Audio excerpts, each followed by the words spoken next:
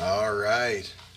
Holy spinning balls, holy spinning blue balls, my friends. Big, giant spinning blue balls that us insignificant creatures crawl around on. We're like lice. Yeah. Man. So I got to do something pretty cool today. I got to moderate a debate between a random flat earther. I thought it would be fun. I just said, why not? And Craig from the Fight the Flat Earth podcast. And it was pretty fun. I did not really participate in the debate. I moderated, so I didn't really get to help our flat Earth friend here. Um, and I'm kind of disappointed. He needed help. He wasn't real prepared. But the here's the thing: the the Glober here, Craig. Everything he said. I mean, it doesn't change. He doesn't change any argument. He basically says that he's done a bunch of experiments and they don't prove anything. And that he believes in the globe because he believed in the globe, and he did all these experiments in college, and apparently, which I think is really interesting. Apparently, his science um, background has enabled him to land a position as an independent content creator with his with the express um, uh, goal of debunking flat Earth. There's people think a lot of stupid things. People think a lot of stupid things. People think that Carl Sagan isn't, part of the deception, and they were created by the Anunnaki. I mean, it's amazing what people will believe. There was people running around for years saying that they were lizard people because David Icke said that they were lizard people. There's people who still believe that they're lizard people. Maybe there are. I don't know. Maybe there are. But people say a lot of stupid things. I don't see any anti-lizard people YouTube channels though, so that's something I do think is kind of interesting, and I wanted to point out. So anyway, regardless, I didn't get a chance to help. I did ask some questions, and the answers are actually pretty funny. Um, there's a few things he couldn't answer, and he can't answer, and he had to sort of skirt around, and so I want to show this because. Um, it feels like the last couple weeks, I know the Melodome is taking a break. Jaron hasn't been doing a lot of stuff, and it just kind of I'm just kind of feeling this gut punch to this wonderful community a little bit, and I want to encourage you guys that here's the thing: is your thoughts and your ideas and your point of view should be continually evolving. Um, and first off, never be afraid to be wrong. Second off, we absolutely do not live on a spinning space nut chasing the sun through space. Okay, so um, it's just it's ridiculous. It's ridiculous. But Craig here will tell us that science doesn't prove that we do. It just fails to disprove it. I mean, okay, that's kind of what I think we've been saying for a long time. But there's a lot of aspects to this. There's a lot of aspects to the world around us, and that's why I'm doing what I'm doing, is because I want people to feel empowered to ask questions, to come up with new ideas, to come up with theories, to make an observation and come up with a theory and test it, and also, don't be afraid to look at the spiritual aspect of things, because that's really what this is about in the end. It's really about the spiritual aspect of everything. So I'm going to go ahead and play this. And like I said, I'm going to stop and I'll point some things out on the way, do some reaction and some comments to it. And hopefully we'll have fun. So my attempt here is just to just to moderate and be as neutral as possible. And I'm going to keep my opinions to myself and let you guys do your thing. And I'm looking forward to it. It's going to be fun. Excellent. Thank you for hosting. Absolutely. Well, yeah, appreciate it. Nice to meet you. You too. Abel, nice to finally speak. Yes. So, What you want? Sorry? What do you have? Well, let me know what issues you have with the things that I say, and we can discuss it. He who speaks first loses. Just remember that. Well, I remember asking for your best scientific evidence, and Scientific evidence of what specifically? your positive claim of living on a sphere. Well, I've personally measured the rotation of the Earth following the scientific method. How'd you validate the cause of your effect?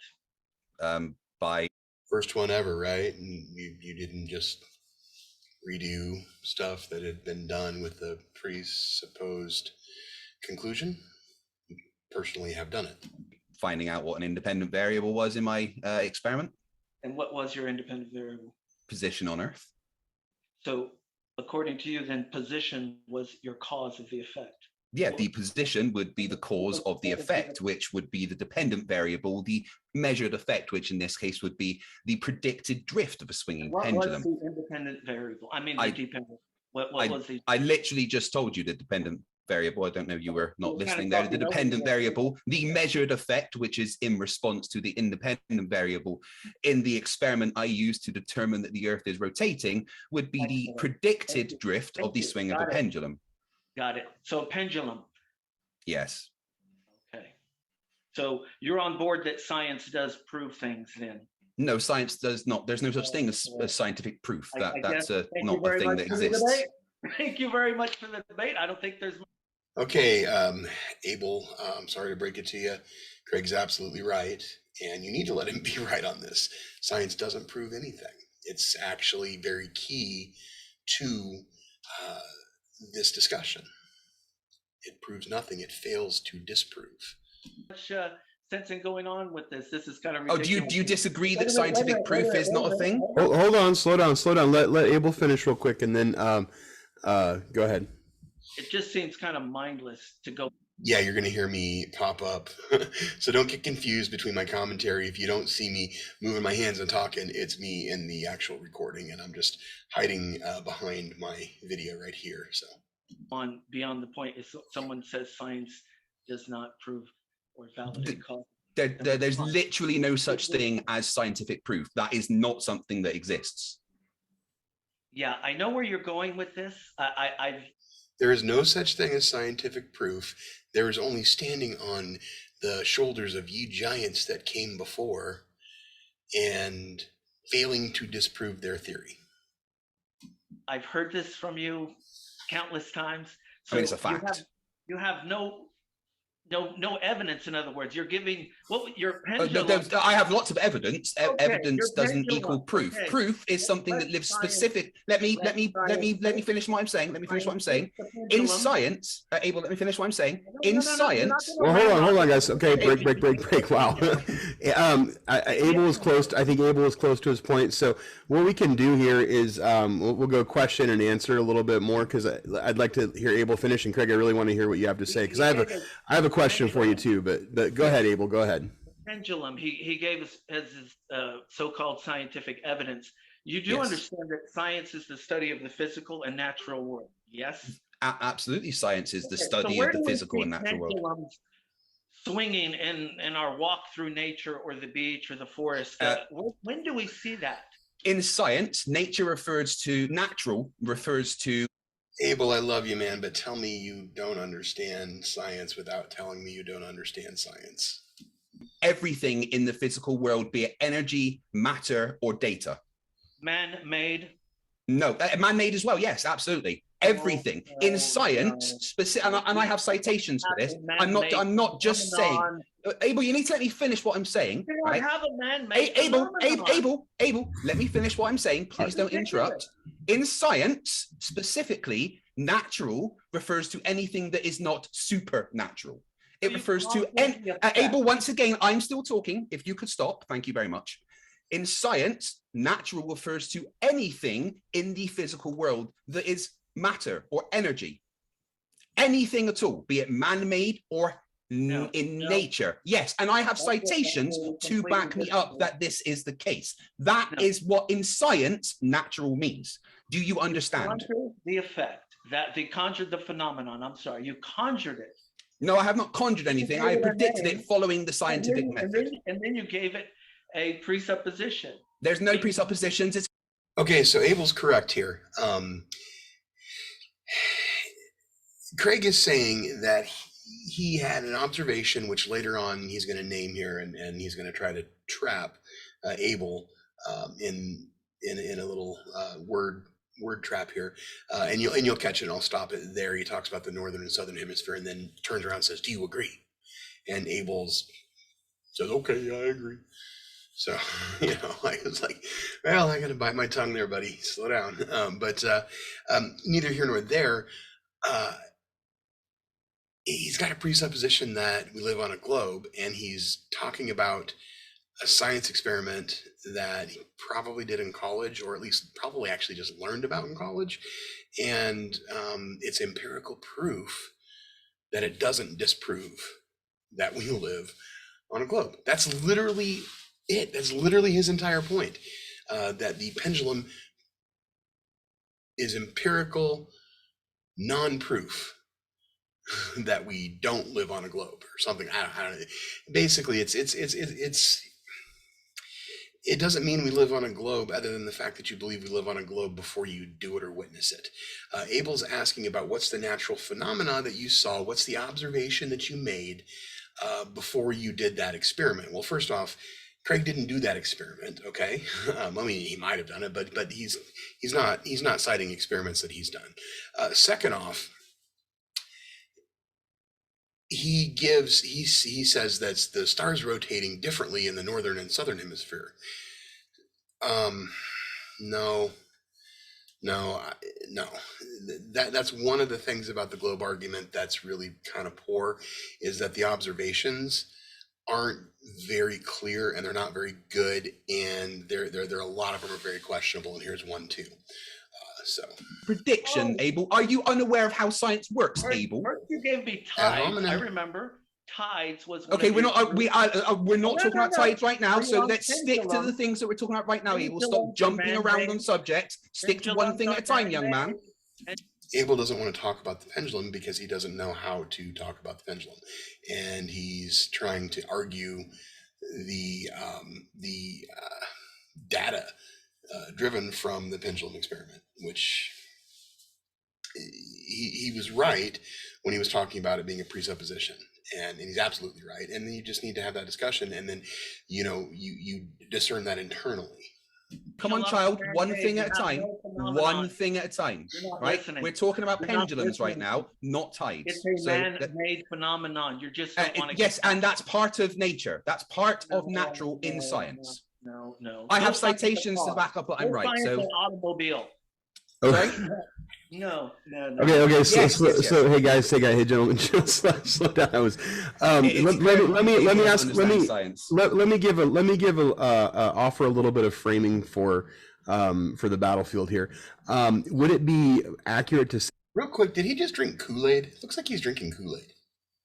That science disproves things? Science is able to disprove, yes. That's okay. Kind of what science is for. Abel, would you? Is that a good sort of battlefield way to frame it? Yes, we've also used science to prove the cause of diseases and create cures. There is no such thing as scientific proof. There's no such thing as scientific evidence through the experiment. No, there's no such thing as scientific proof. That is something that does not exist. So you have none for any of it then? I have evidence, yes. There's no such thing as scientific proof. In science, proof comes from one thing specifically, and that's the math. Abel, you have evidence too, buddy. You just got to access it. I'm sorry. I don't know where to go with this. It's clear you just don't understand science, but whilst quickly, I would like to go back to the previous point and just share my screen quickly. Abel, calm down. Abel, shh, breathe. Abel, you need to stop. Abel, you need to stop. There's a good. Abel, calm down. Abel, it's kind of hard to hear you. It's kind of hard to hear you when you're, especially when you guys are both going at the same time. Yeah, he just won't stop talking. Well, I'd like to hear what he was, what he one was second, saying. host, could you Sure. please enable screen sharing so that yeah. I can provide a citation for what I'm saying about natural in science, please? Yeah, of course. Thank you. Now I know exactly where you're going with this, and Well, I'm just going to provide a citation that I'm correct about what natural means in science, and then we can move on from there. So Abel, can we go ahead and can we let Fight the Flat Earth do it, make his point, and then we'll stop and give a rebuttal? So here we go from berkeley.edu. So an educational source. What is natural in science? And an educational source, not indoctrination. No, not at all. Educational. With it, and let me quote a specific section. It's here. Within science, the term natural refers to any element of the physical universe, whether made by humans or not. This includes matter. I'm still talking, Abel. This includes. I'm still talking, Abel.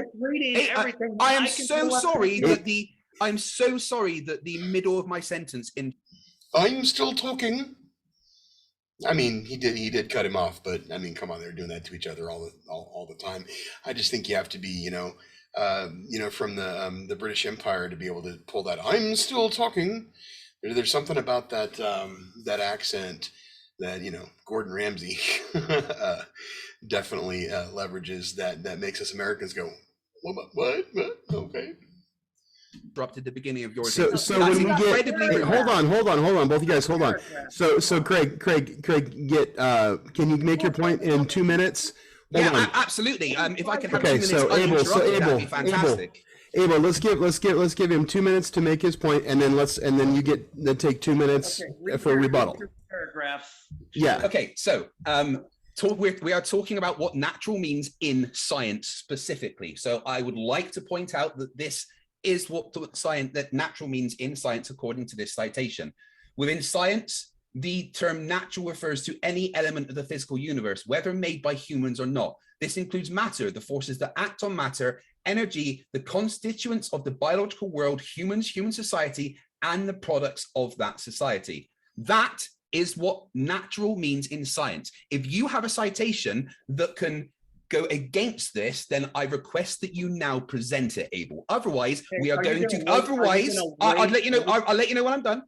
If you cannot present a citation that goes against this citation, we are going to go with this definition of what natural means in science moving forward. Okay. Well, okay. So, by the way, flight paths are actually a very interesting part of showing flat Earth, and if you don't go with this definition that he gave, you cannot use flight paths. So, yeah, it's correct. Like it or not, it's correct.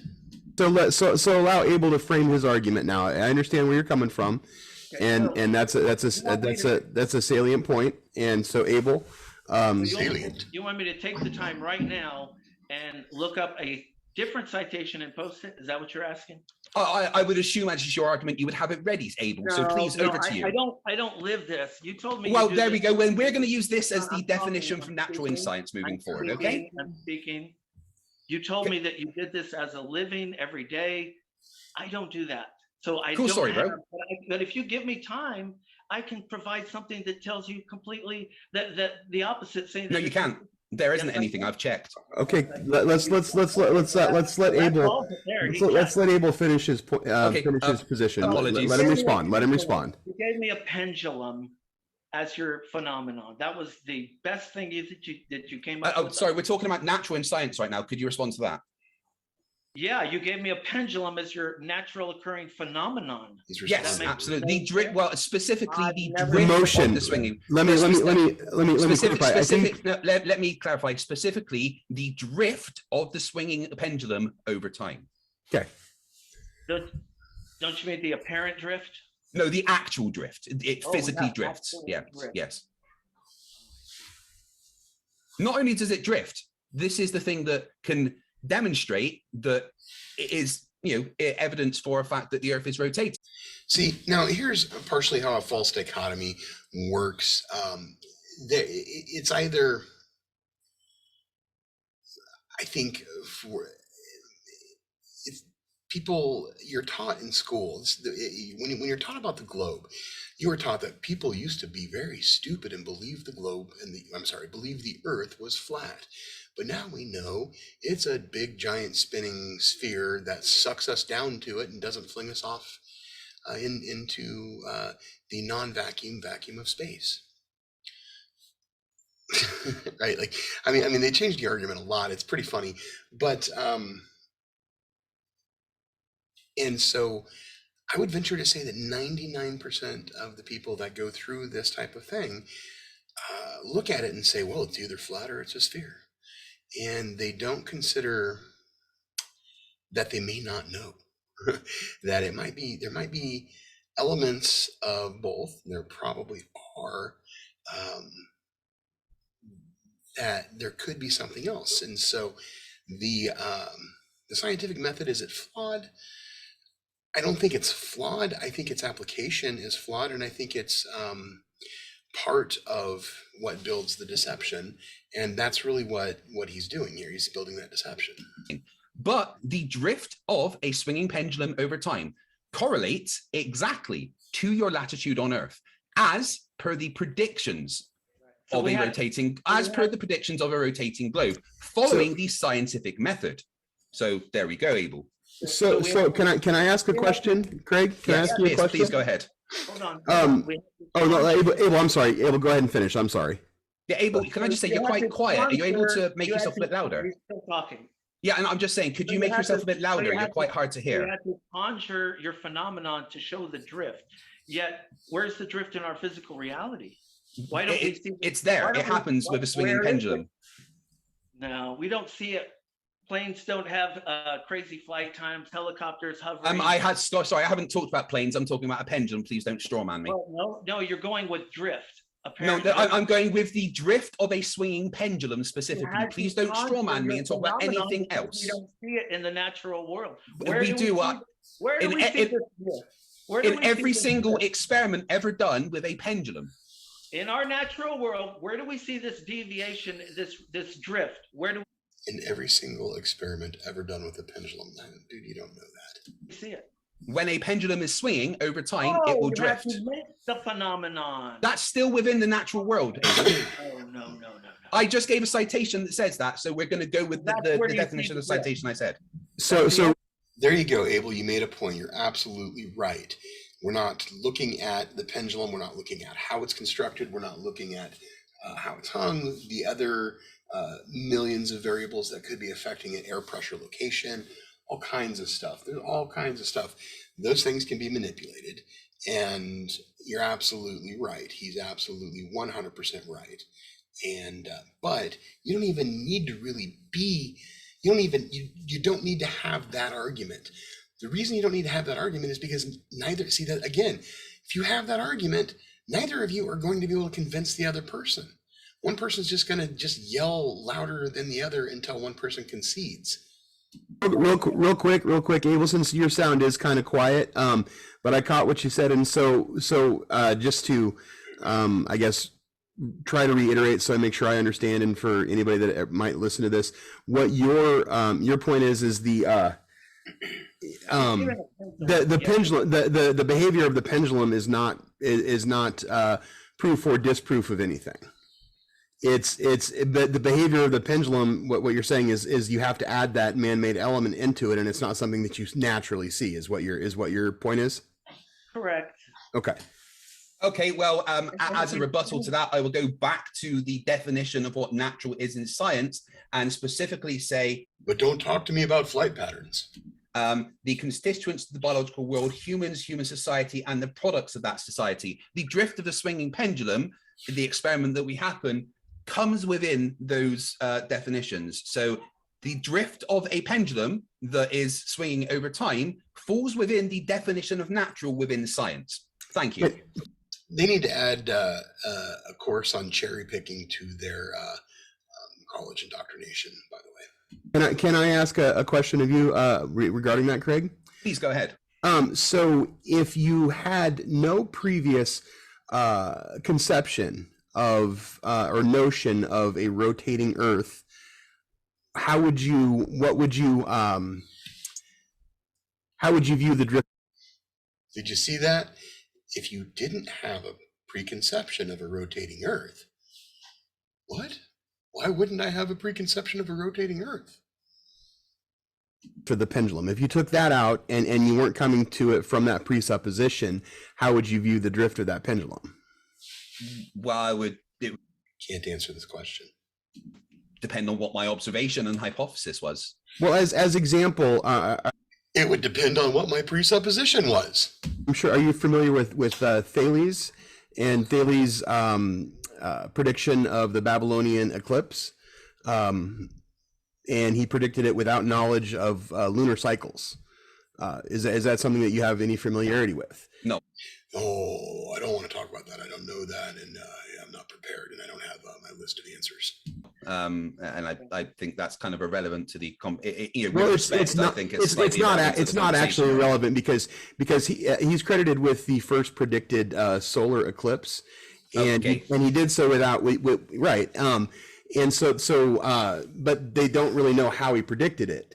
So I guess my question is, if you take the presupposition out, are you able to take the presupposition out and say that you can observe the pendulum swinging? I mean, let me ask you this: was the travel of the Earth? Okay, so a little bit of background there. Thales of Miletus was a pre-Socratic philosopher, and one of his philosophies was that the substrate of all creation, all matter, all life is water, which I happen to think he's absolutely correct, that everything is water in different modalities. And another thing is he predicted during a war in Babylonia, he predicted very accurately a solar eclipse without any sort of, Masonic knowledge of the lunar cycle. And they don't know how he did it. And Thales is a very interesting thing, and he causes a lot of problems for the argument. I'm going to be getting more into Thales later on, but Craig wants to get past this as soon as he possibly can because he can't really answer it. Proven by the pendulum, or is the pendulum evidence to support the travel of the Earth? Well, again, science isn't in the business of proving things, so it'd be evidence to support the position. That's why you do the experiment based on your prediction to try and disprove your hypothesis. Okay, course, so then in the end, it's not actually empirical proof. Well, it's evidence. It's evidence in your bucket. It's evidence that you put in your bucket to support the heliocentric model. I'm not trying to. I'm just trying to clarify. I'm not. It's empirical evidence to support my position. In the end, it's a presupposition or a formal logical fallacy. It's not a formal logical fallacy at all. It literally follows the scientific method. Sorry, I was speaking. Dude, you just said you couldn't make an independent observation without knowing what your presupposition was. You are 100%, it's a 100% formal logical fallacy. Abel is 1,000% right. If I lived on a... Go ahead, Abel. Go ahead, Abel. Go ahead. Yep. Abel, can I just ask, are you able to make yourself a bit louder? Yeah, Abel, I am with Craig on this. Can you get a little closer to the microphone? Can you get a little closer to your mic so we can hear you better? Because it is when you turn your head, we can't hear you very well. Basically, in the end, he's left with presuppositions and formal logical fallacies, not right. Scientific evidence. He'll never say he can empirically prove it. Even though we've used that method for okay. Can I respond to that? I think you are misrepresenting what science is. Science absolutely requires you to say the word if. A very important part of science is making an assumption, which is what your hypothesis is. It's an educated guess, but then you have to use that hypothesis to form a prediction that you can test. You have to make assumptions in science. You literally can't do science without making, I'm still talking right now. You literally can't do science without making some kind of assumption, which is what you need a prediction for. You have to say, well, if this is the case, then this is what we expect to happen. Then you have to design an experiment to test that prediction. It is not a logical fallacy to follow the scientific method, unless you are claiming that the scientific... No, but it is a logical fallacy to have a presupposition before you do the experiment. And that's what you're doing, even though you're trying to say you're not. That's what you're doing. Method itself is a logical fallacy. Is that your position, Abel? No, that's a good straw man, though. So, well, I think what you're saying is that the swinging pendulum, in the end, it failed to disprove the heliocentric model. Yeah, it absolutely failed to disprove. If we want to, talk through the basic steps of the scientific method that we learned in high school. Oh God, now he turns into a dick here and tries to put Abel on the spot. I'm gonna go, maybe move through a little bit of that there. Clockwise, and the stars in the southern hemisphere rotate counterclockwise. That is my observation. All right. Can we all agree here that is indeed an observation? Wait. I'm gonna back this up a little bit. Yeah, this is where he tried to stick the northern and southern hemisphere in. Is it okay if Craig asks his question? That's where this conversation needs to go. So I would like to talk through the scientific method. Now, Craig, can you allow him to answer the question without cutting him off? Absolutely. You are pretty eager. So absolutely. Okay. So if I could reiterate my question, because obviously we're talking about the basic version of the scientific method here, which is what I have followed with the pendulum. So sure. Abel, do you know the first step of the basic scientific method? Yeah, and you just failed at it. You had no naturally occurring phenomenon. That's not the first step of the scientific method, no, Abel. Yes, it is. Yes, it is. And no, the first step is observation. You guys it's semantics. Come on, Abel. You have to observe. Well, you guys are arguing semantics. Abel is absolutely saying that there was no observable motion of the Earth before you did the experiment. That's what he's saying. That's absolutely what he's saying. Okay, so he's straw manning science, right? Okay, that's fine. I'm not straw manning science. Yeah. So I'm going to be. Let's let Abel. So the first step is the observation, right? So any observation. For me, an observation is that I have traveled all over the world and I noticed that the stars in the northern hemisphere rotate clockwise and the stars in the southern hemisphere rotate counterclockwise. That is my observation, all right?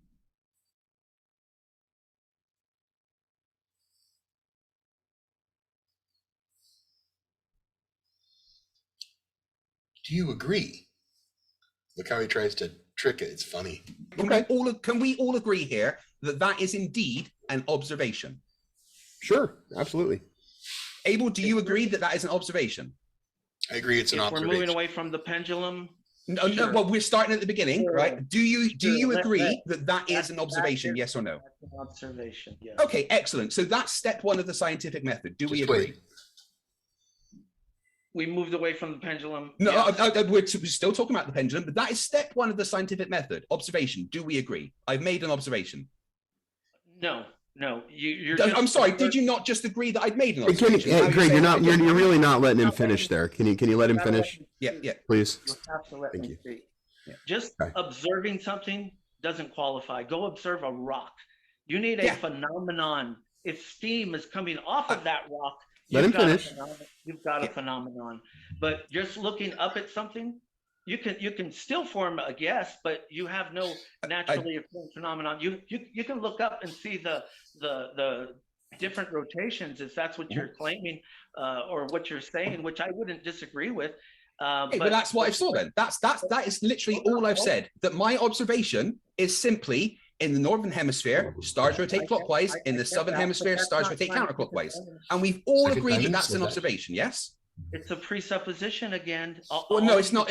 In what way is it a presupposition? It's literally something I've observed. I haven't said that. Don't put words in my mouth.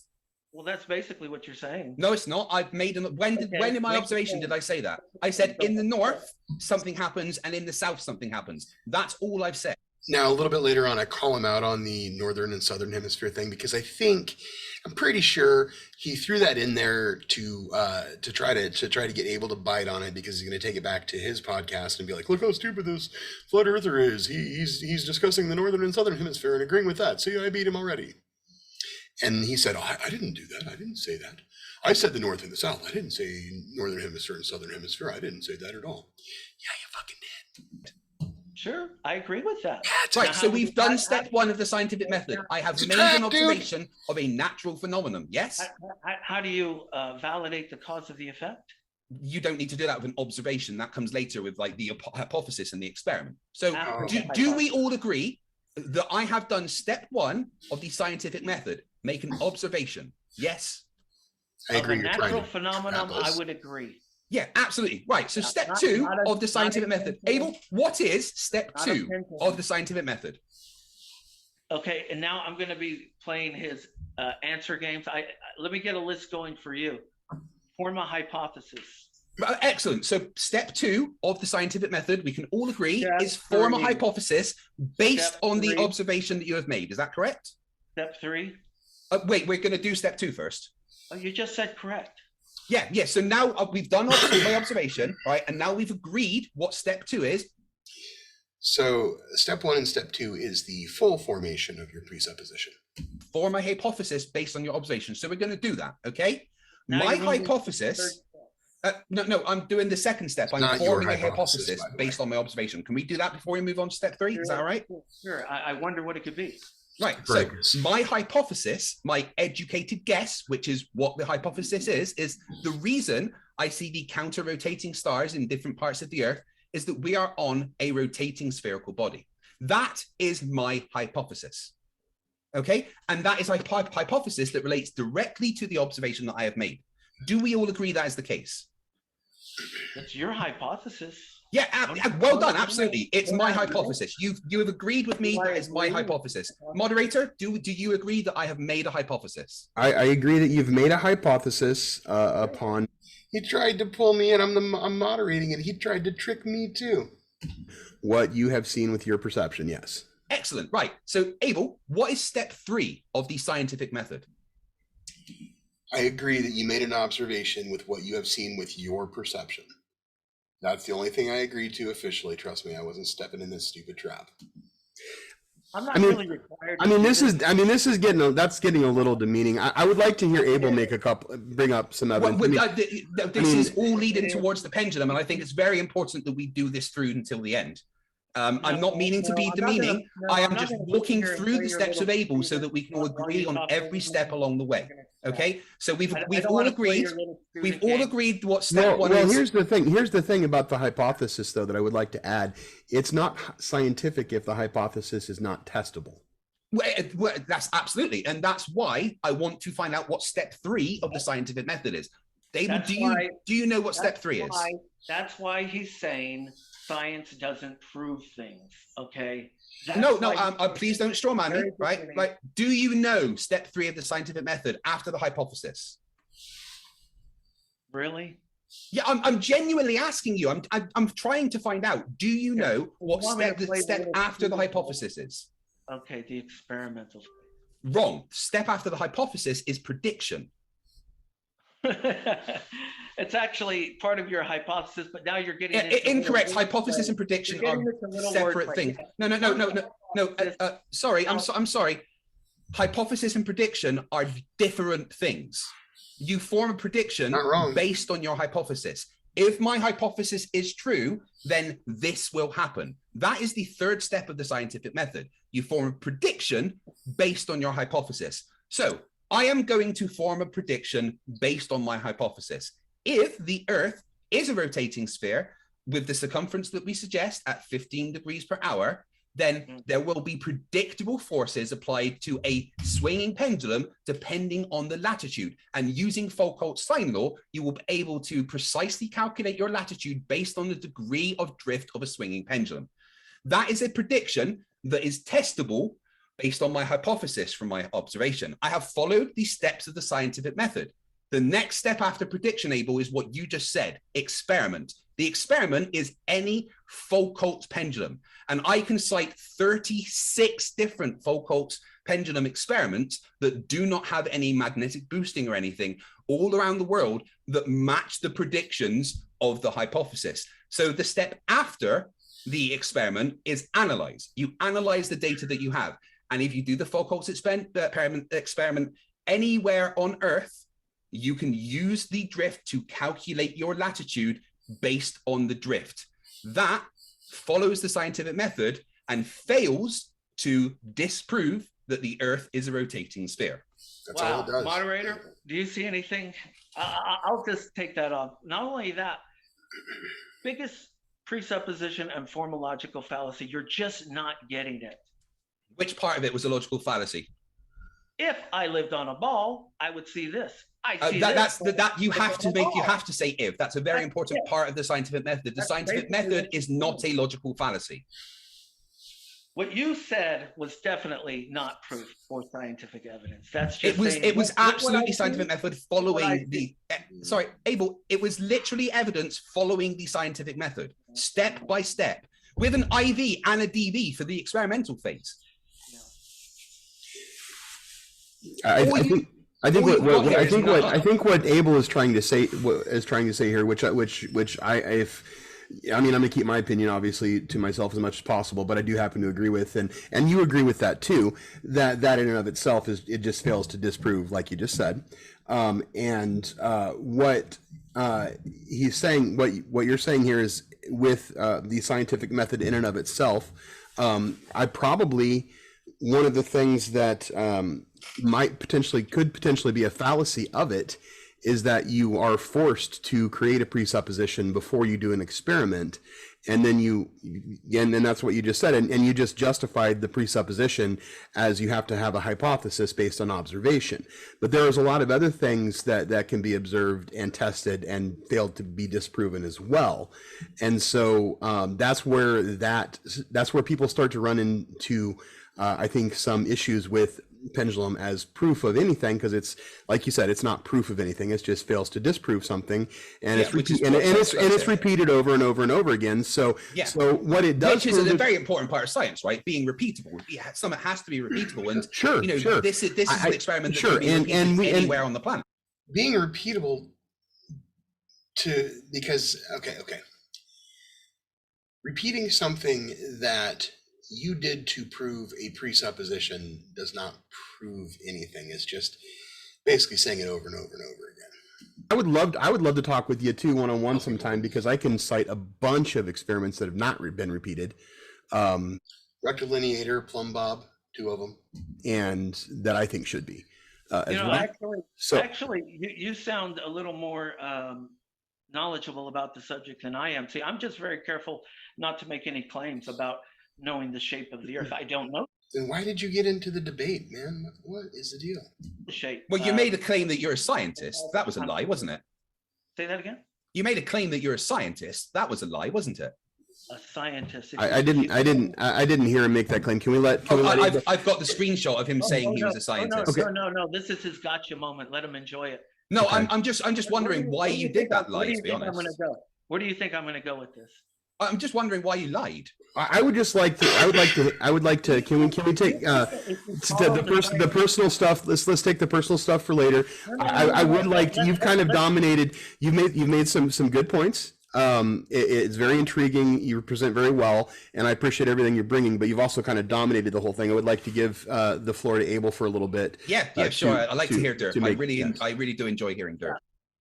Okay, so you got to get the little personal digs in there, because you can't, because we got to demean him, and a lot of that is just because he's going to go back to his followers on YouTube, and they're all going to laugh about it and have a good time. Oh, how stupid! Look, this is how stupid everyone with the flat Earth is. This guy Abel got on here and didn't really know what he was talking about. Okay, cool. I mean, here's the thing. This is why debate doesn't really solve anything, because you got 2 people just arguing over something, and one guy, he's got his script down, he's got it down pat, he went to college, he knows all of the answers, but he refuses to look at the fact that it's an absolute presupposition, and repeating an experiment that shows something that you presupposed is just stating the same thing over and over and over and over and over again. It's not.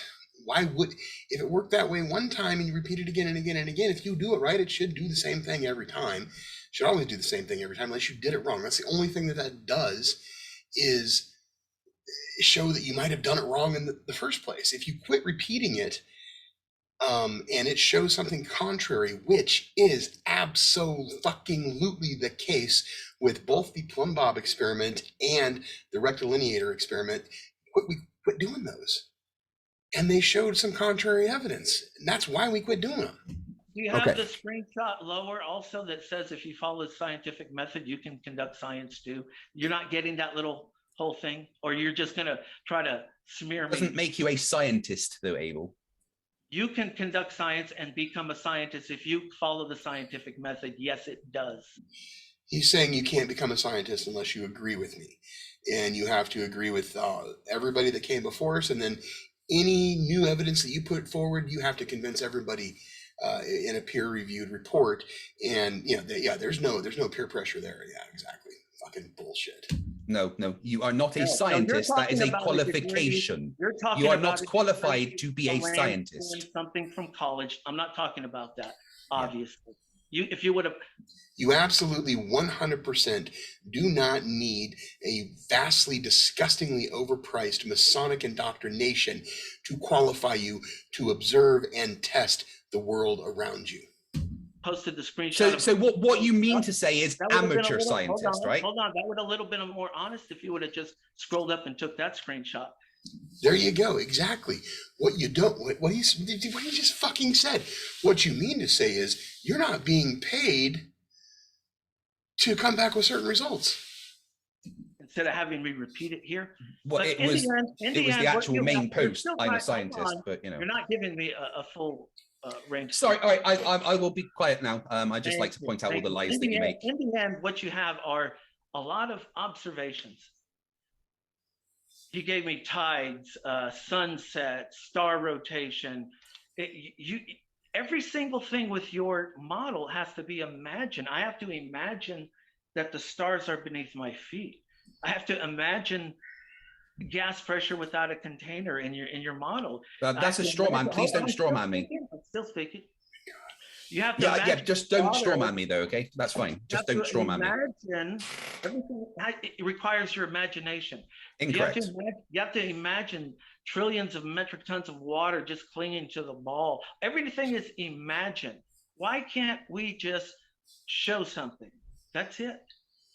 I literally just talked you through an experiment that shows you something. No, that wasn't proof. You're just pointing at the sky and saying, look, if I see this, I would live on a ball. I see that, I must live on a ball. Oh, you must have missed the rest where we did the hypothesis, prediction, experiment, and analysis, of course. This is what we call the FTFE reset. Insult time. No, there's no insult. I'm sorry, let me clarify. There is no insults there. That is a description. Somebody please fucking explain to me how that's not an insult. They're like, oh yeah, this is what we call you're fucking stupid. But we're not saying it that way. We're just saying it a different way. It's not an insult. Fuck you, dude. It's ad hominem, and it's ad hominem, and we can have it. It's not ad hominem. It's absolutely ad hominem. It's a description of what's happening. It's when a flat earther ignores all the evidence that's been presented and then just resets. No, a description of what happening would have been, hey, Abel, I think you're reframing the argument that I'm framing. Ad hominem is, hey, I'm going to call you a name that belittles you. It's exactly what you did, you fucking liar. Fuck, dude. God, what a cocksucker. But you know, okay, but you keep reframing the conversation every time he speaks, and I don't think you need to do that, because I think you have good information that could stand on its own. That's exactly right. Right fucking there. Hold those motherfuckers accountable. Listen to me, dickhead. Don't call him a dickhead. I'm just pissed because it just pisses me off. But calmly explain to them, sir or ma'am, that was a personal attack, and you don't need to do that, especially if you have information that is strong enough to stand on its own. And if you don't, well, I guess you have to resort to something else, I guess. Request though that Abel doesn't strawman me by saying silly things like gas pressure without a container. I mean, he's bringing up examples. I mean, it's up to you if you take that personal. But he's bringing up examples, and the example he brought up was sort of entropy, a piece of entropy, when he's talking about, you know, being in a pressurized environment. Now, I would say that the explanation of space has changed quite a bit, going from being a vacuum to no one ever not really being a vacuum. It's just like a pressure gradient instead. Yeah. With respect, moderator, no one ever said space was a perfect vacuum. That I didn't say it was a perfect vacuum, asshat. Now I'm getting with the ad hominem, but I didn't say it was a perfect vacuum. This is what we call the FTFE reset. Really? You just reframed my fucking argument, dude. You just reframed my argument. I didn't say it was a perfect vacuum. Actually, as a matter of fact, I couldn't get into this because I was moderating. A pressure gradient, the way he describes it, would behave like a fucking vacuum. Number one. Number two, orbit is based on space being a vacuum. And we can go back and we can listen to Werner von Braun talk about that. And we can also listen to Werner von Braun talk about the fact that centrifugal force is another thing that goes into causing orbit, but there's no such thing as centrifugal force. It's entropy, and it's being held by something down, like water in a bucket. If you poke a hole in the bottom of the bucket, that water's not staying in the bottom of it when you spin it around in circles. The inertia is pushing the water out. Never been the claim. Hold on. My point is, everything, you can't demonstrate your model. Yes, we can. Absolutely. 100%. Everything I've mentioned, you can't show me a pressurized system without a container. That's a straw man. So why would I show you a straw man? Clinging to a bump. So let me okay, this is so it's the pressure gradient. I don't necessarily disagree with that. That still behaves like a vacuum. See, that's one of the fucking tricks, and it's one of the fucking lies there. Oh, it's not really a vacuum, so it can hold pressure, but then it just behaves like a vacuum as you get higher. But that doesn't actually, apply to the atmosphere, though. It just applies to everything in the atmosphere, because gravity holds down the atmosphere, but it doesn't hold down other things. Cool. Right, Abel, can we concentrate on that pressurized thing about a container straw man that you keep going on about? Why do you keep bringing up a straw man? No, I pointed out that your model cannot be demonstrated. Our model doesn't have a pressurized thing without a container. That's not what our model has. Okay, our model doesn't blah, blah, blah. That's not what our model has. Later on, I say the heliocentric model. Again, he corrects me, said it's not really the heliocentric model. That's a flat earth thing. I forgot what it's actually called, though, and couldn't actually provide it. So you are making a straw man of our model. Well, how do you have air pressure? We have gravity that makes a pressure gradient. Gravity. See, there's another claim. Yeah, I've measured. I've actually measured gravity. Yeah, myself, I've measured so gravity. fine. I've done the Cavendish But, Experiment. to be clear, How you validated your claim that gravity. Before we do that, I just want to be clear on something, Abel. That the claim of a pressurized system next to a vacuum is a straw man, because that is not the globe claim. Okay. So you want to define pressure differently than its actual definition with the word? No, press. I don't. I want to talk about what we actually have, which is a layer of pressure next to a slightly lower layer of pressure, next to a slightly lower layer of pressure, which has no effect on the layer below it. Next to a slightly lower pressure, next to a slightly lower layer of pressure, and so on, and so on, and so on, and so on.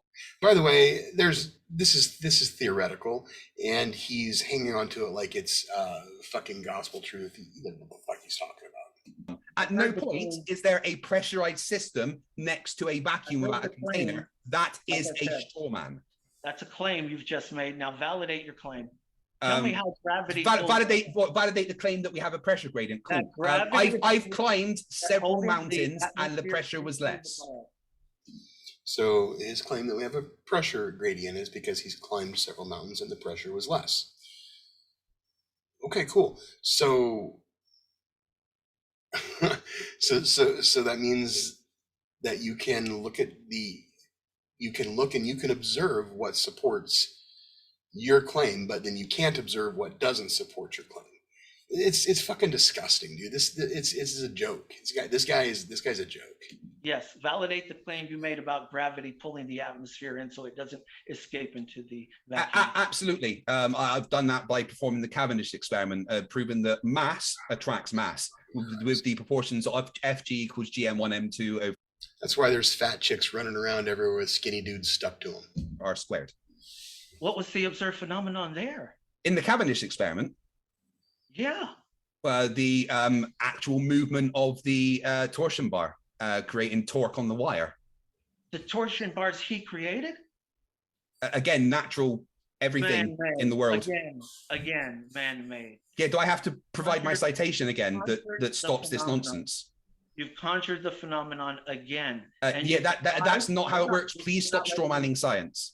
You're not letting me speak again. Yes, I'll let you speak when you stop straw manning. Yeah, but here's the thing, though. Every time you disagree with him, you interrupt him, and he. Well, he I would just and love you to are present making- an argument that isn't a straw man. Is it possible, Abel, for you to present an argument that isn't a straw man? Again, you gave me a man-made phenomenon to back up your claim. Do I need to put on my? I don't know. You might have a short memory, so let me just share my citation again.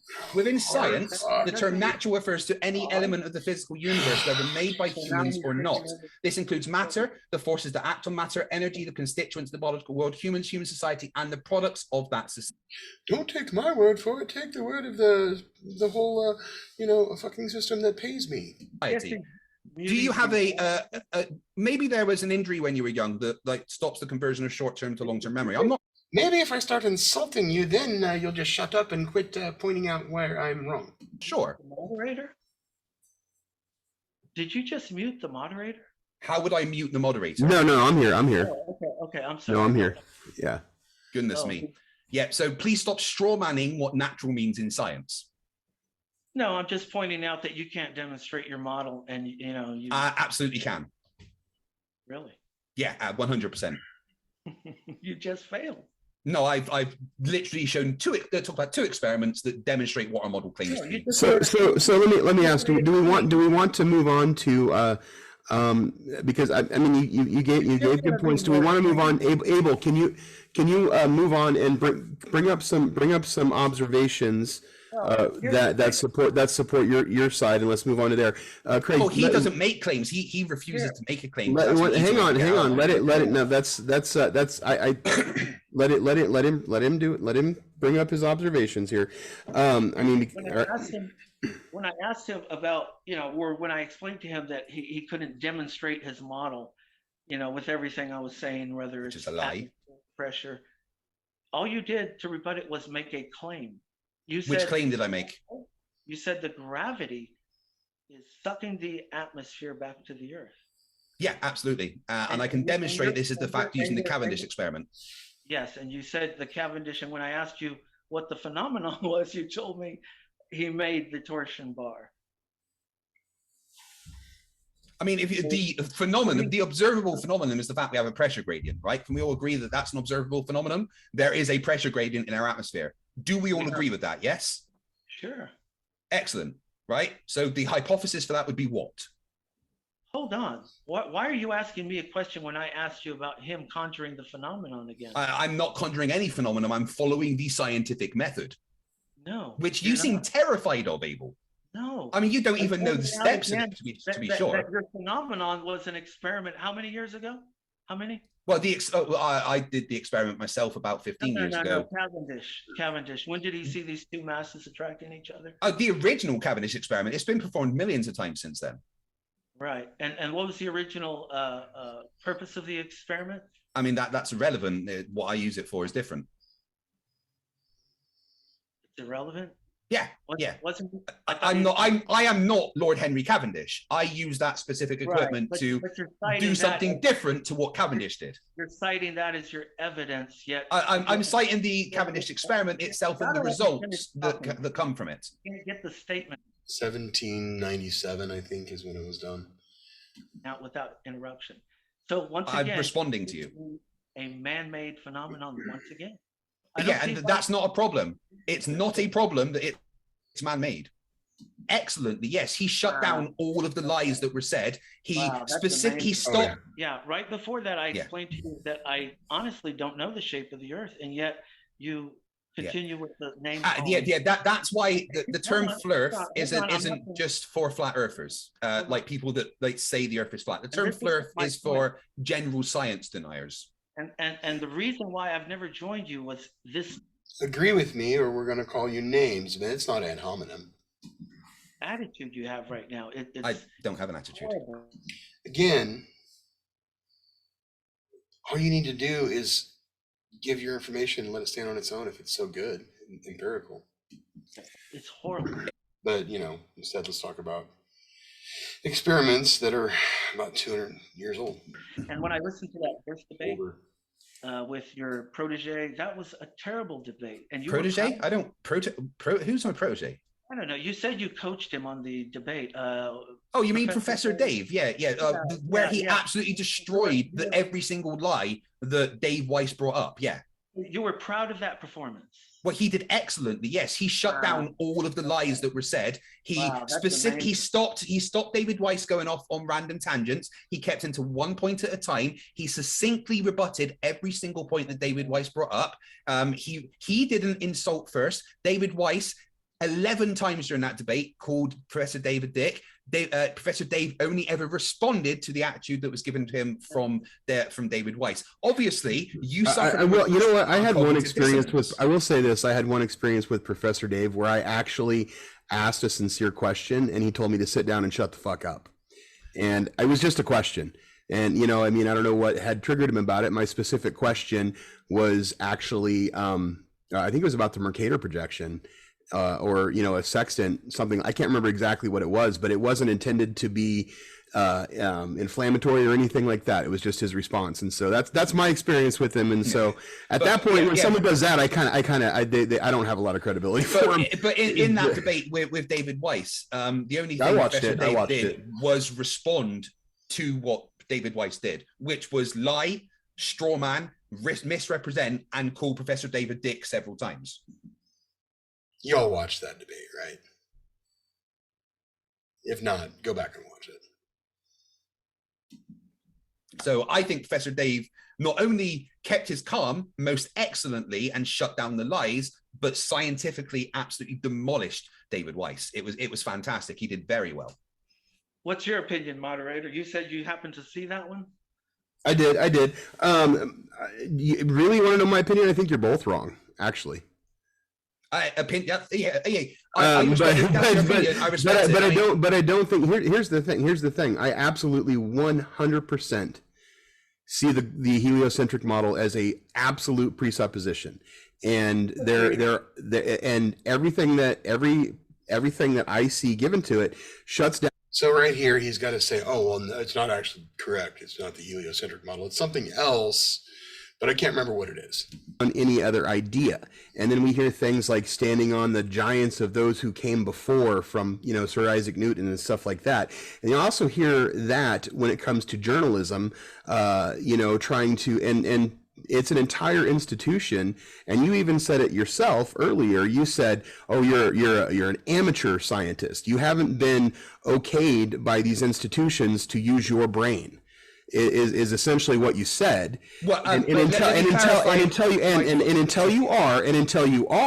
until you agree with the presupposition, then everything you say is bullshit. That's absolutely. Hang on, let me finish. Now, that's absolutely what you're saying. Absolutely what you're saying. Now, the other thing with that too. Can I just respond to that first? You see the coy smile. Oh shit. Because it's not quite what I'm saying, right? Okay. When I say that, what I mean is that he hasn't been given the tools to be able to be a scientist. To be able to be a scientist, you have to. That's exactly what we're saying.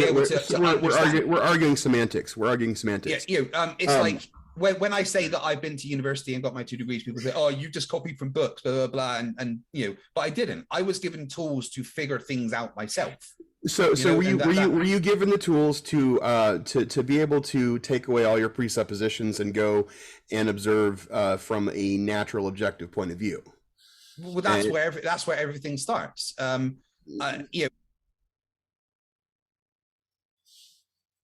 Okay.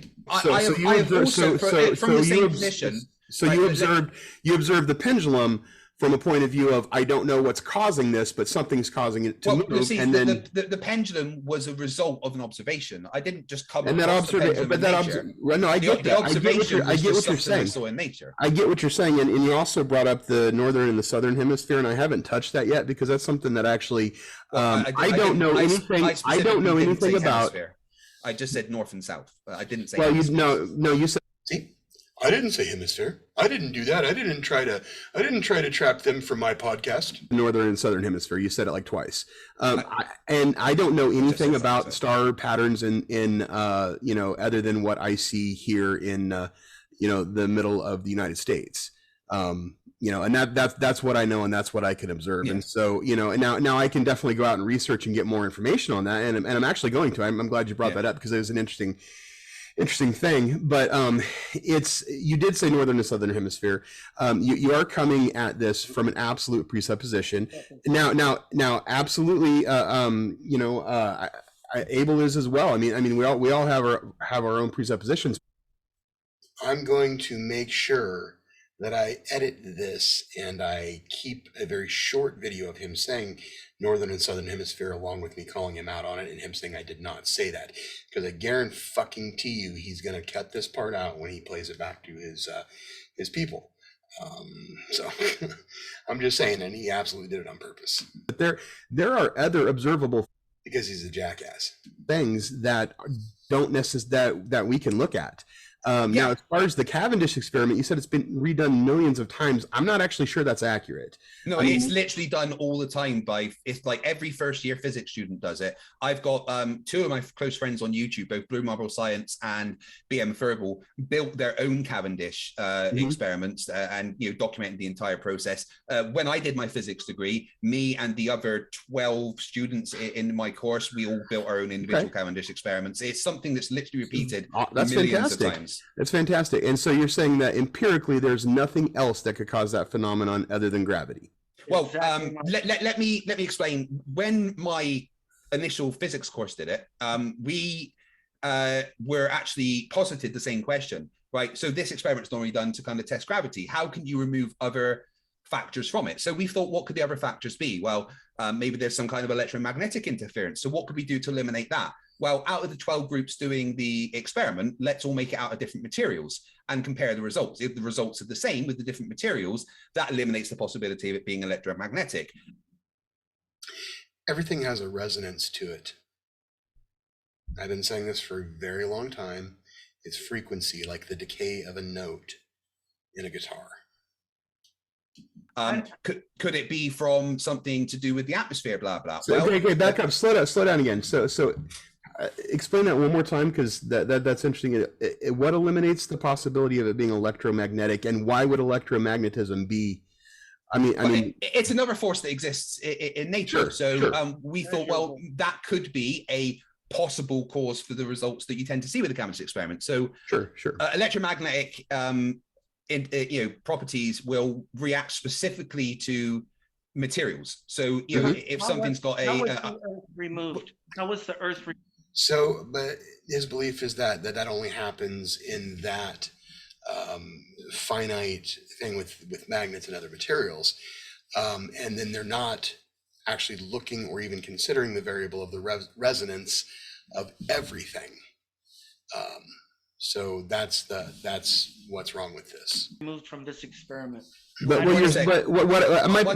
point is, I think the electromagnetism thing, it's Abel just totally cut in with an irrelevant question there. So let me finish explaining about the electromagnetic thing. So if the cause of what we see was electromagnetic interference of any kind, then it would react differently to different materials. You know, obviously, you know, wood would react differently to an electromagnetic field than you know, a metal would. So we had different people. False dichotomy. Well, it's either gravity or something else. It's what I'm saying right here is, and this is not the first time I've heard this.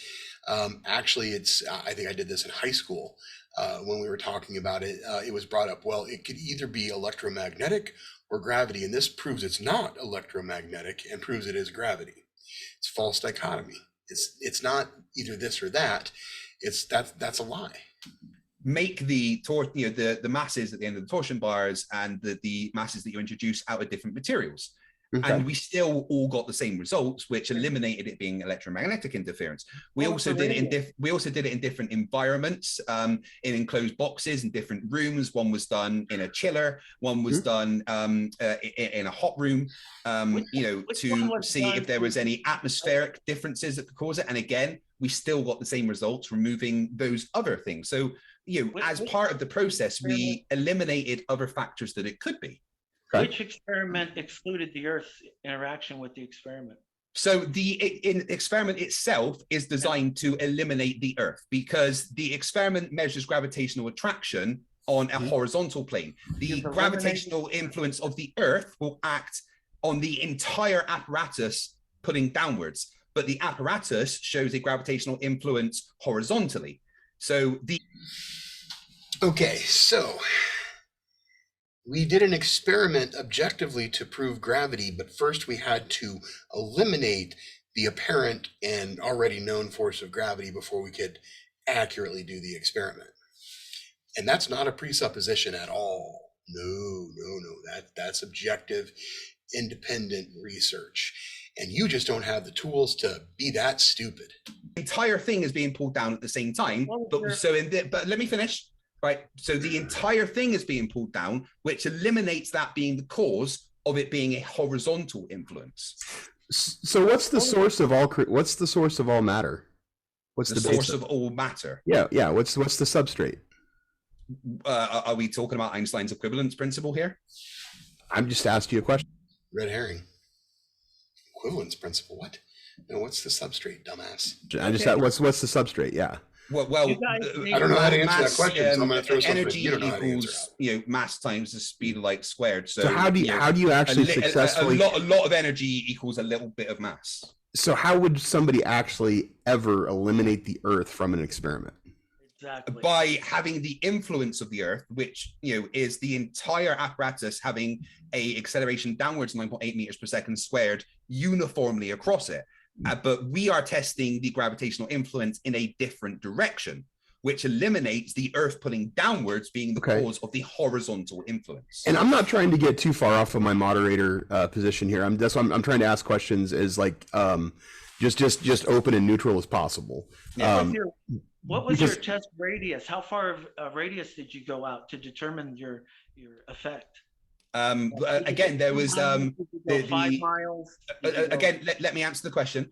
The different groups in my course had different distances between the masses, had different size Cavendish experiments, so that the R squared, which shows the gravitational force being inversely proportional to the square of the distance between the masses, would be different depending on how far away from the center of masses each of them were. So we changed the size of the entire experiments between the groups, changing that R squared variable. Where did you get the R? The R squared is the distance between the two masses. Don't get excited because I've said R. So you've attributed this to gravity, right? Yes, that's the hypothesis that we tested, yes. So again, this phenomenon was conjured in a barn or something hundreds of years ago? The Cavendish experiment, how many years ago? Again, that when Lord Cavendish did it is irrelevant. I've done it myself. How many would you say? I don't know, a couple of hundred. How many witnesses were there? I don't know. Lord Henry Cavendish was batshit crazy. He didn't like people being around.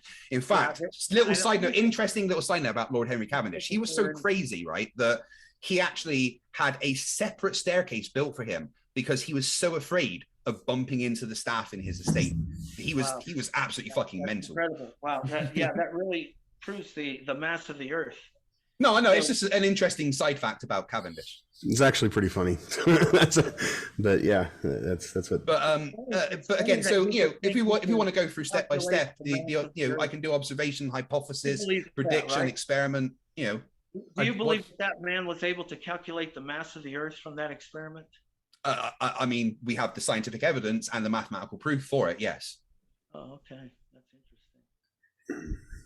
interesting. Personal incredulity is not, evidence against something. Abel, you do know that, right? I think it was interesting. I'm not calling you names, am I? No, where did I say names? I just told you that personal incredulity isn't something. I'm pointing out that you call names, and when did I call a name? I just said personal incredulity isn't. What did you call me? A flurf or something? You've called me. Yeah, you definitely are a flurf. You're a science denier. There you go. Oh, sorry, you're confused. That's not calling you a name. It's a description. Science denier. Don't get them confused. I'm not insulting you. I'm describing you.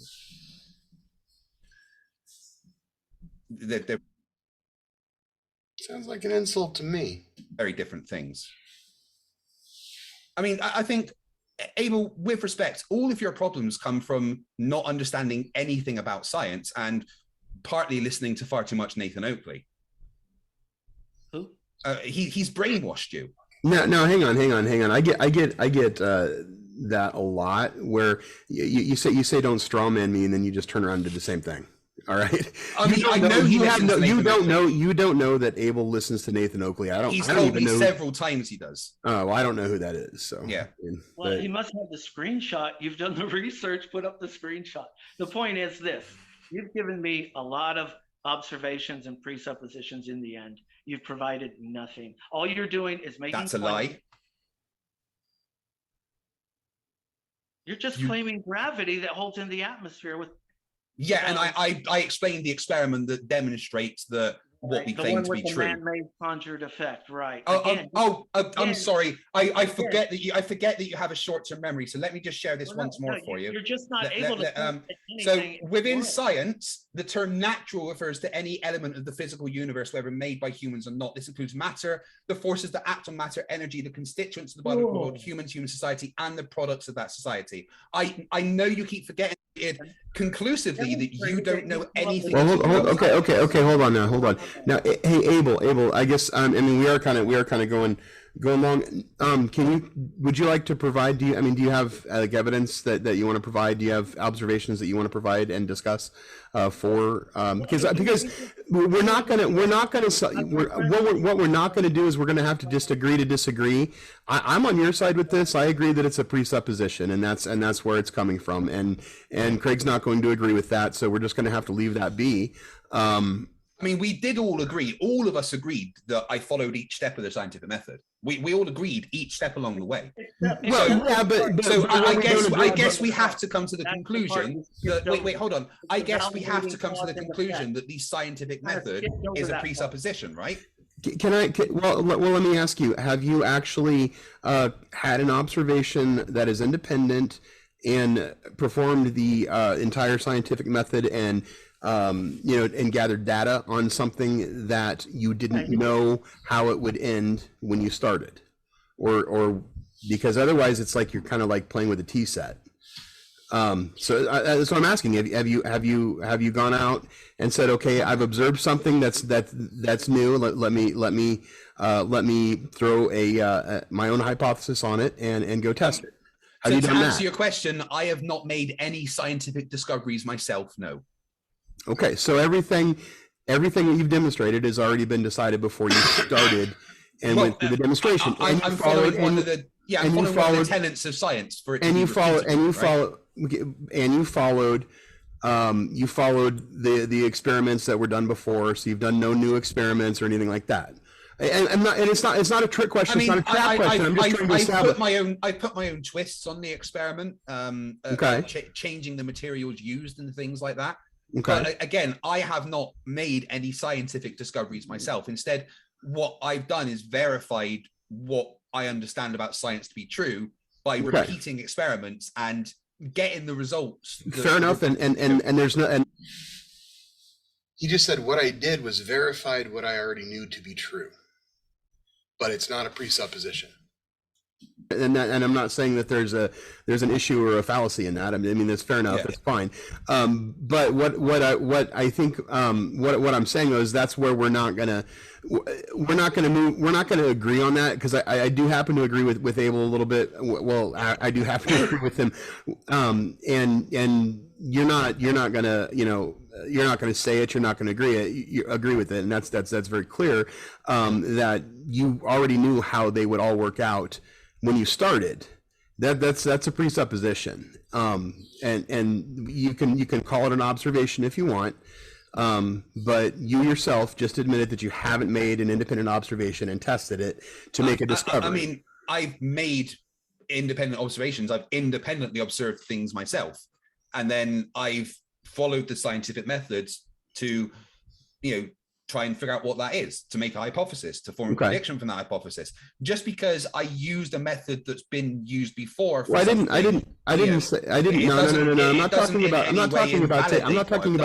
I'm not talking about the steps of the scientific method in and of itself. I'm talking about using experiments that have been done before and things like that, which obviously repeating the experiment is part of the scientific method.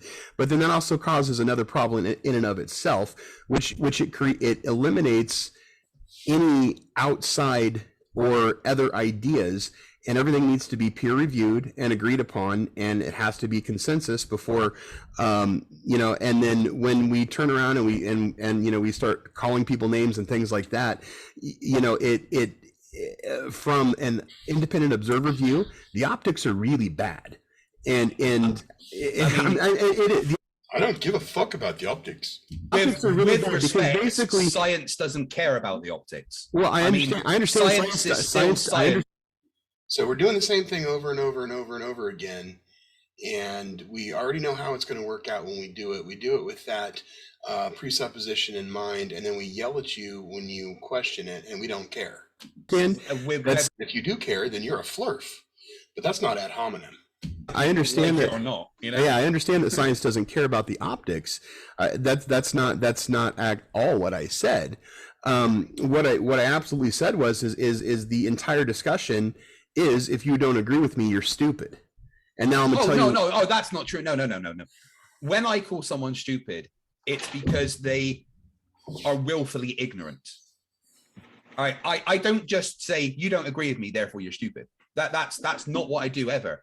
I pick apart the reasons why someone is stupid and explain to them that this is how it is. If you want to, people aren't willfully ignorant; they have instincts, and they're afraid because of people like you.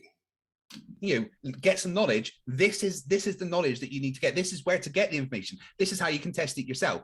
But if that person then continues to be willfully ignorant, to purposely ignore all the evidence and ignore how science works and be willfully ignorant, then I'm going to call them stupid, because then they are being fucking stupid.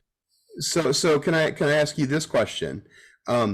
Would you say that there is zero possibility that any of the heliocentric information is incorrect? No, science never claims to know everything. Okay.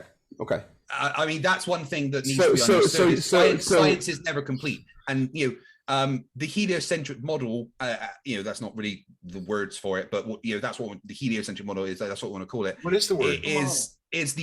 What is the word for it?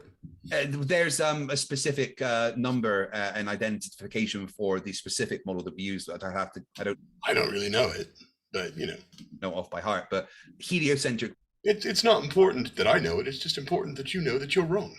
Model is kind of a term that's been brought up by flat earthers. It's not really the correct term for it, but it's what we use. It's okay. But the heliocentric model itself is our best understanding at the moment. It works. It makes predictions, right? We can use it to literally predict every observable phenomenon known to man.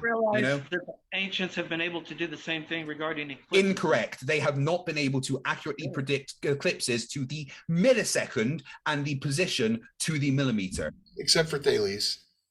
They have never been able to do that. You want it to the millisecond. I'm sorry. Yes, we can do that with a heliocentric model. I didn't realize it was to the millisecond. Yeah, because that's what being accurate is all about. It's quite easy to hold on, Abel. It's quite easy to look at cycles them accurately without your model. They didn't predict them accurately. They predicted them approximately. So it's very, very easy to look at cycles and go, well, this keeps happening. But with our model, we can actually go, well, based on the movement of celestial bodies, we say that this thing will happen at this specific time because of all this is happening. We can give an explanation behind it all, and we can predict it down to the exact millisecond, and we can show you where the shadows are going to be down to the fucking millimeter. That has never been able to be done by ancients, and to claim it is or has is a lie. Well, I guess you were there. You would know, right? No, I've researched, and there is no ancient predictions. And it didn't exist, right? Well, before cancel culture, this guy would have made a really good comedian. I'd have paid to listen to him talk. The accent's fun. If you're just claiming it exists without any evidence, then I can just say any claim made without evidence can also be dismissed without evidence. So again, because they weren't down to the millisecond. Yeah, I can do it down to the millisecond because that's what our model is able to do. Okay. There isn't a better explanation of the world. I'd love to find out what your whole thoughts are on the moonlight with its cold properties. Where are you on that? Cold moonlight is a violation of the second law of thermodynamics. Experiment. Have you done any?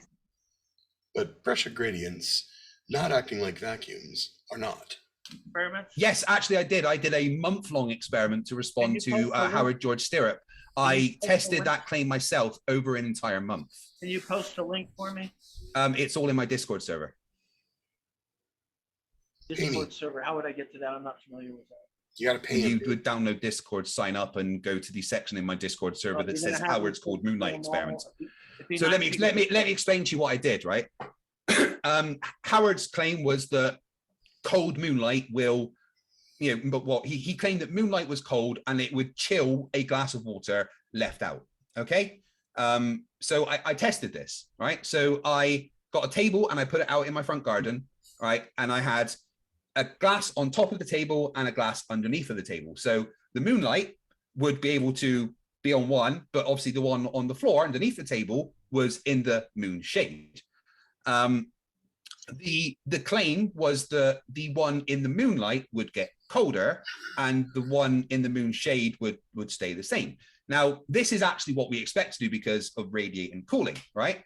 So what I did was over an entire month, I did the same thing.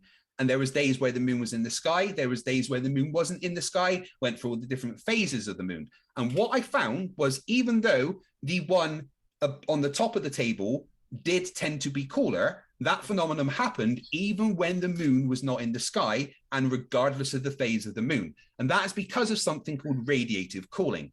If something has something above it, it will not cool down as quickly because the heat cannot escape as much. So anything that is in the moon shade cannot release its heat as quick as something that is in the open air or the moonlight. But that doesn't mean the moonlight's cooling. It must mean something else. Because the moonlight isn't cooling because it's reflecting the sun, but it is cooler than things that aren't being hit by the reflected sunlight. Cool story. Moonlight is not cold. If it was, on the days that the moon was out, there would have been a noticeable difference in the decrease of the water compared to the days. Actually, the inverse square law, if the sun was reaching the moon, it would be extremely hot. But the moonlight was not out. Have you ever thought about actually pointing your telescope directly at the moon and several times I've done that, yes. Reading a temperature on the, what do you have, a refractor or reflector? Well, my daughter's got a telescope, but we've done, I've got friends that have done infrared tests on the moon and stuff, and the moon is not colder. Just asking if it's a reflecting or a refracting, which one? Honestly, it's just a kid's telescope. Okay, so then you couldn't have possibly measured the mirror. What you need to do is point it at a full moon, because this way you're not getting any radiant heat from the ground or a glass of water or the cup or your hand. But what I did with my 16-inch refractor right there, it's buried in some trash. But anyway, what I did was I pointed my telescope directly at the moon, and then I got my laser thermometer and shot it at the mirror. And every single time, it was at least 6-7 degrees colder than when I turned the mirror, when I turned the mirror away, shot the light again, hotter, and I did that over and over. I've also used chunks of aluminum that didn't have the effect that you had, and I did that at least 6 different times. So what I'm asking do you not see the problem with pointing an IR thermometer at a mirror? No, because that difference would also show on the higher temperature. You don't see the problem with doing that? The temperature would also show right. On the... Okay, no, that's fine. If you don't see the problem with doing that, that's fine. Hold on, I'm telling you. If you're going to account for that variance, then it'll also account for the higher temperature. And still, I had a 7 to 8 degrees difference. How would you explain that? I would suggest it would be because of the amount of light being able to escape from the telescope itself, or the radiant heat around it, or several different reasons. But again, I've done do you understand? This is a very important point, Abel. Do you understand that cold light is a violation of the second law of thermodynamics? Do you understand that point? Yeah, that's why this is so incredible, because it violates that, and it proves that it's not a reflection. It's producing its own light. Well, Now, no, it is a reflection, because we can actually measure the ambient light from it. So right. It's about 2% of ambient light from the sun. You didn't measure it. I asked you how you measured it. Yeah, I've tested the theory of if moonlight is cold, and it is not. I asked you if you measured the back of the telescope's temperature. Yeah, and I said no, I haven't. But again, I have tested the theory if moonlight is cold, and it is not. Because moonlight light itself cannot be cold, because that violates the second law of thermodynamics. Yeah, but what you described was completely different what I just told you. With your glasses of water, no, nothing close to directly what I did. So I'm asking. So if moonlight was cold, then I would have experienced different results to what I got. I didn't, therefore moonlight is not cold. See, I did the experiment and came up with the opposite. I pointed my telescope directly at the moon, a full moon, and measured the mirror, and the temperature was always lower. And I did that on maybe 6 different full moons. And then I turned the telescope a fraction of an inch just to get it out of the view of the telescope, and I'd shoot the same within a second or two. And the temperature. Do you have all the data and videos for this? Have either of you seen the one sec, moderator. Sure. Do you have all the data and videos for this, Abel, that I can go over?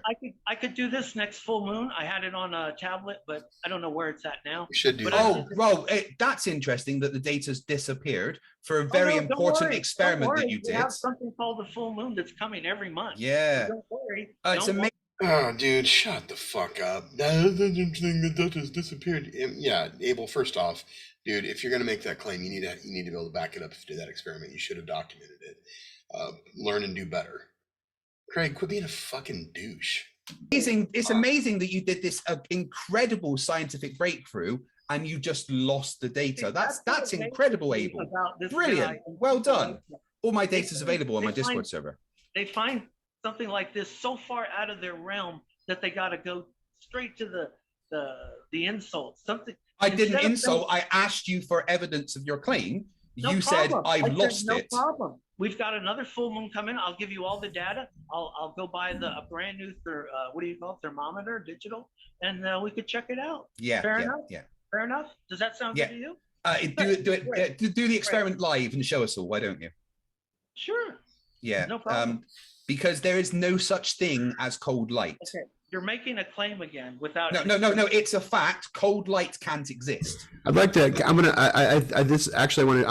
to show something. This is Ken Wheeler. He's pretty interesting. Here's an experiment with the moon. So he's going to say that Ken Wheeler's experiment doesn't show cold moonlight because the tree that's way above the shadow is stopping it from cooling.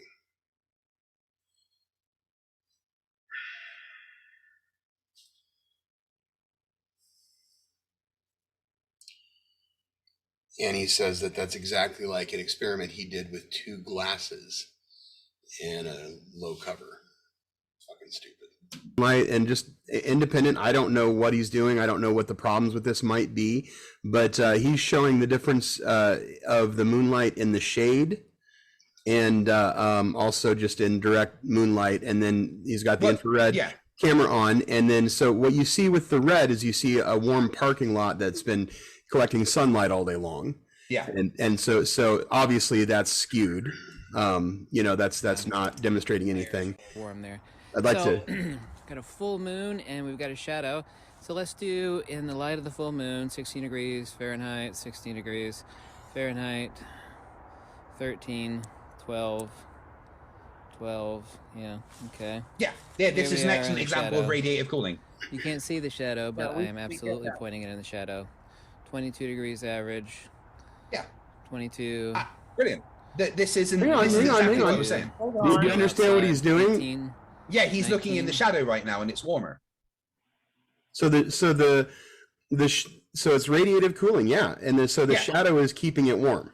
Yeah, because a is shadow the means that moonlight there's something in the way, cooling. right? So the heat can't escape as well. Okay, that makes sense, like with a tent, or something like that. But yeah, under a tree. I mean no, I don't think that is as observable there. And yeah, it's again presupposition. Either way, if you believe that the moonlight is cooling, you can see this and make an argument that it's cooling. If you believe that it's not, you can see it and make an argument that it's not. Again, debate, right? I mean, that's what it does. I think that it's ridiculous to claim that the leaves on a tree are keeping the places that are in the shadow of the leaf that's, maybe 10, 15 feet in the air above it, without especially without understanding how high that is, and just immediately claiming that what's happening. That is, if that's not a presupposition, then you're just a fucking liar, dude. What? 19. Well, what do you mean? Also What? the moonlight. Abel, what makes a shadow? If something's in the way of the light, right? Wait a minute. You're saying that what we're experiencing isn't really happening. I've done this 6 times. I didn't say that at all. Please don't strawman me. I just explained that in the shadow, it will be warmer because a shadow means that there's something there. So can I make an observation based on the like the beginning of the scientific method here, and to ask about this? Yeah. And this is something I think would we agree that if we were standing under a tree during direct sunlight, that the top of the leaf would be cooler than the bottom of the leaf? Sorry, say that again. So if I were standing under a tree in direct sunlight and I measured the temperature on the bottom of the leaf, the bottom would be cooler. It'd be slightly cooler than the top of the leaf. Yes. And so what you're saying is at night, as it's cooling, it. Oh, I'll wait. Oh, no, you got kids. I understand it. Yeah, I'm going to have to wrap this up soon. So where are you at, by the way? I'm in my house. No, I mean in the world. Where are you? In Scotland. Oh, okay. So yeah, it's quite a bit later there than it is here. So, so what are you? So you're saying then that it's the opposite. That when at night. Yeah. Okay, so he's saying that it's evaporative, or it's whatever. The cover, the shade is keeping it from cooling because it's keeping the heat from rising out of it. That's exactly what we're saying too. It's just that he believes that it's because it's shaded from the warm moonlight that's why it's warmer. So he's saying that because it's shaded from the warm moonlight, it's warmer, and because the other stuff is not shaded, it's cooler. So that's mental gymnastics, is what that is. So it's like the tree is acting like shade from the heat. Yeah. So obviously during the day, everything collects energy from the sun. Buildings, floor, trees, grass, everything collects energy from the sun. Yeah. Right. And during the night, when it's not collecting that energy, it radiates that heat back out. Okay. But it radiates faster in the direct moonlight than it does in the shadow of the moonlight. If you were, say this is the floor and it's radiating heat out, okay? But you put a table here, okay? Underneath the table here, it's going to be warmer. This is a model, by the way, not an experiment. Yeah. So have you done an experiment? So my question is going to radiate more. So the ground here is going to appear cooler where there's open air than the ground here where it's got something above it, because the heat can't radiate as much. Okay. It's called. I understood what your point was. I'm just saying that, like, have you tested that?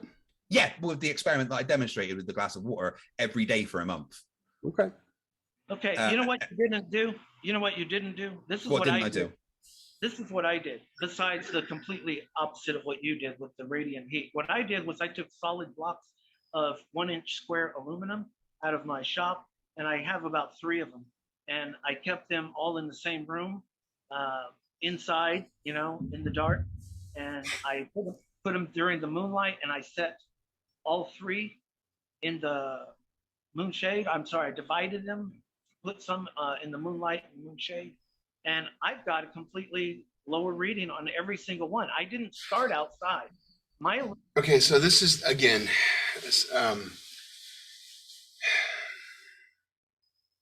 what we believe is happening, and what he believes is happening, is energy is coming in from the sun, warming things up, and then leaving at night. And what we're saying is that where you see the moon is you see that's a concentration of it. It's not a physical object, and it kind of is its own luminary. He's saying that his proof that he's found is proof that that's not true. Neither of neither that doesn't prove or disprove that.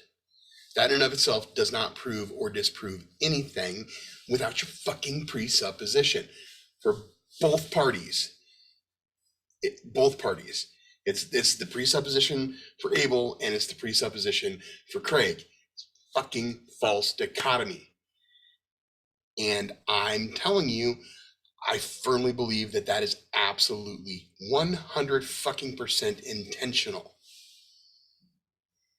Aluminum was in the house, controlled the environment, and as soon as I brought it out, within seconds, I've got that lower reading. And well, yeah, because it's going to be able to radiate more heat when it's colder. Obviously, and outside is going to be colder in general, which is going to anyway. You know, enough of that too. I mean, we're pretty much done here. They just kind of argued with it, and it just kind of got stupid from there. And there wasn't not much more good content to go over there. But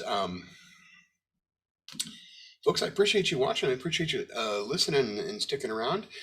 Like and subscribe. Help me out here. I'm dying. I'm drowning. I think I actually have some pretty good, pretty interesting content. It might not completely gratify what you want, but listen and consider, and then argue with me. Talk to me. I mean, we don't have to argue. You saw me. I went through this hour and a half with this freaking shill here, and I didn't argue with him. I didn't insult him. I'm not going to do that to any of you. Anyway, you all have a good one, and be blessed, and thanks for watching.